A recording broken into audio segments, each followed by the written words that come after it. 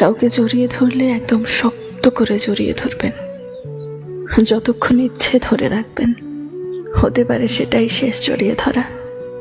আমরা তো আর জানি না কোনটা শেষ, এজন্য প্রতিবারই শেষ মনে করে জড়িয়ে ধরবেন। দুনিয়াতে একটা জিনিস একজন স্পেসিফিক মানুষের থেকে পাওয়ার অভাবে আমরা বাজেভাবে হেরে যাই।